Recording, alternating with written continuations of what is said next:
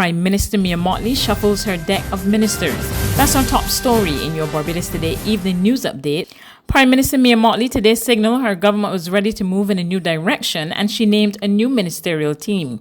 4 ministers lost their portfolios. These include George Payne, Lucille Moore, Edmund Hinkson, and Trevor Prescott.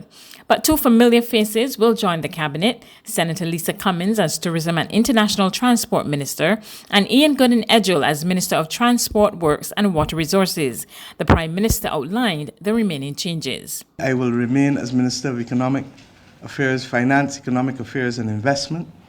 The Honourable Dale Marshall, QC, remains as the Attorney General and Minister of Legal Affairs with responsibility for police still. The Honourable Santia Bradshaw remains as Minister of Education, Technological and Vocational Training, as she was. Senator the Honourable Dr. Jerome Walcott remains Minister of Foreign Affairs and Foreign Trade. Lieutenant Colonel Jeffrey Bostic, Minister of Health and Wellness, he remains. The Honourable William Duguid shall now become Minister of Housing, Lands and Maintenance. The Honourable Ronald Toppin remains Minister of Industry and International Business. The Honourable Kerry Simmons will now become Minister of Energy, Small Business and Entrepreneurship. The Honourable Cynthia Ford remains as Minister of People Empowerment and Elder Affairs. I've invited Senator Lisa Cummins to become Minister of Tourism and International Transport.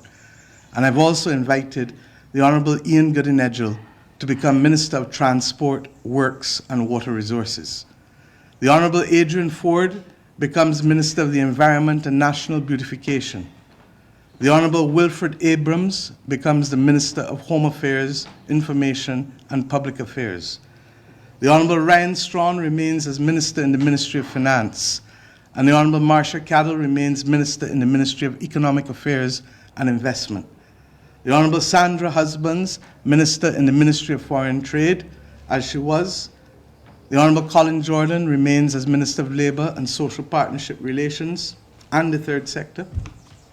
The Honourable Charles Griffith will now move as Minister to be the Minister in the Ministry of Water Resources.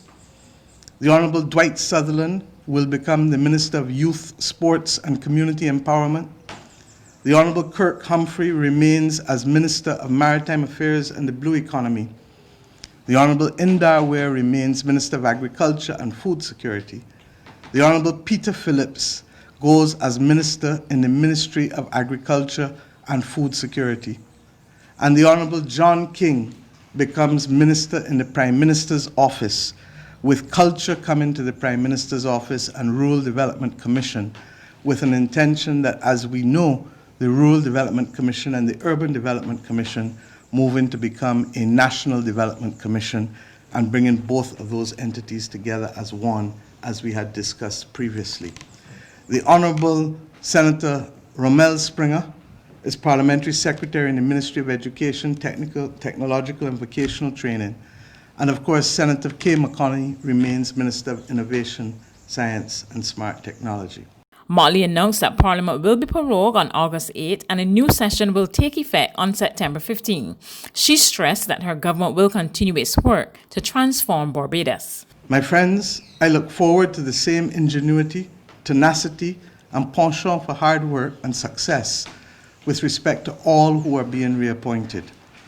Fellow Barbadians, friends, and well-wishers, these are but the first in a series of measures to reposition ourselves and to reposition as a result of the adjustments that I will be making to ready Barbados for the challenges of the new reality that confronts us as a nation.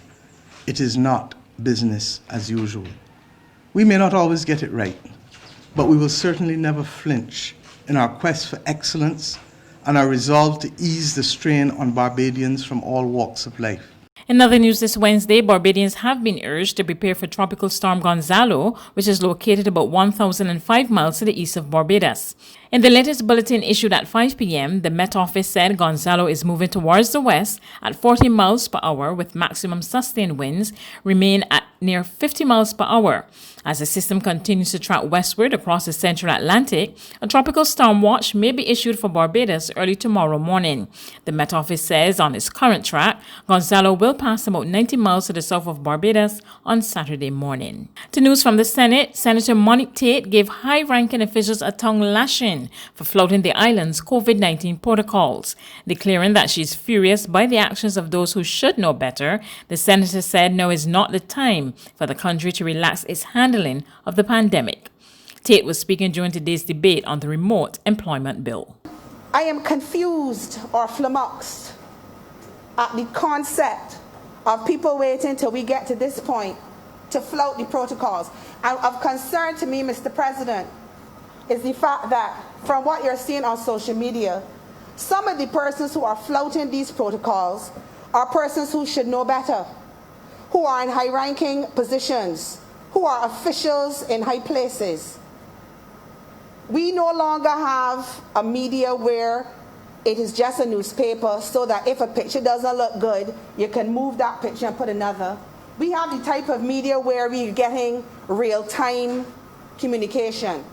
So if you are caught doing something wrong, it's going to make social media, even if it doesn't make the newspaper. We have to lead by example. We cannot continue to have situations where persons in charge are seen in the public domain having close and personal conversations without a mask on, with people who have their mask at their chin or below. The remote employment bill provides the legislative support for the Barbados Welcome Stamp, which allows people from around the world to live and work remotely from Barbados for up to a year. Senator Kevin Boyce called for the remote working legislation to make provisions for the increasing number of Barbadians now working from home, not just for visitors to the island. We're dealing with, how we can structure employees who are working from home in Barbados, safe working environment, more law for lawyers to argue, So I'm hoping that is coming, and I'm hoping to see guidelines issued or the relevant legislation issued to support employers and employees in these times. The fact is you have persons working at home. I can say that we have worked and advised in regard to drafting working from home policies, but the questions which would arise from these policies is, of course, liability, resources, and potential issues which relate to having to provide service. There's regional and international news after this short break.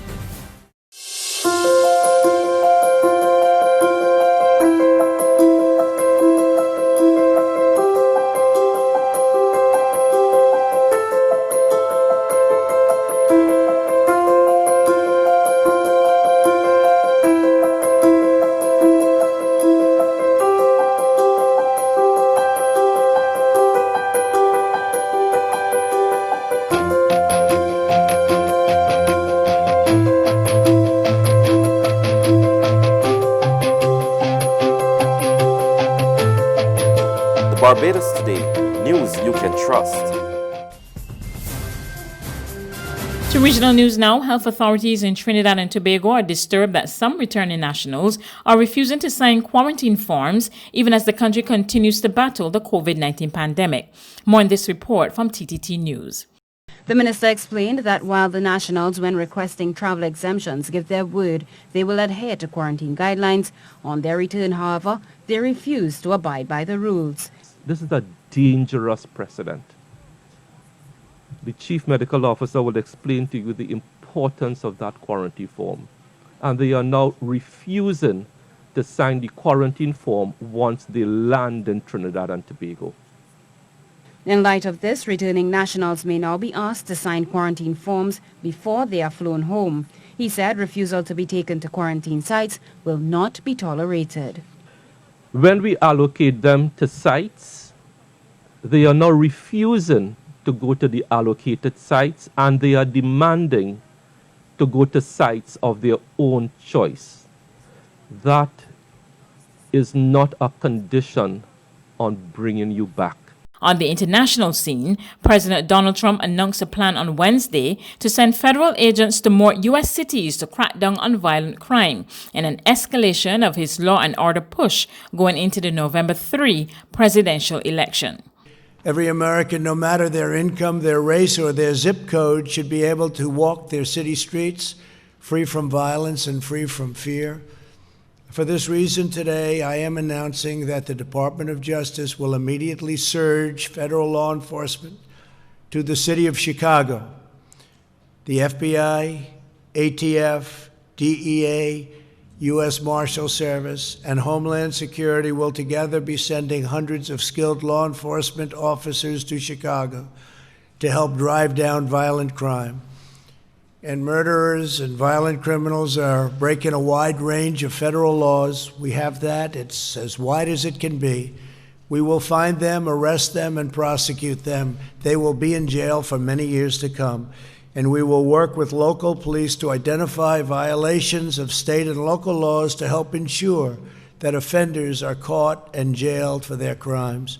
That's news, but for the very latest, visit our website at www.barbadostoday.bb. You can also subscribe to our e-paper, email updates, or like us on Facebook, and sign up for our breaking news alerts via WhatsApp. We're also on Izumi Media and bus terminals, as well as screenplay at supermarkets and gas stations near you. You can also hear us on Mix 96.9 FM and Capital Media HD 99.3 FM.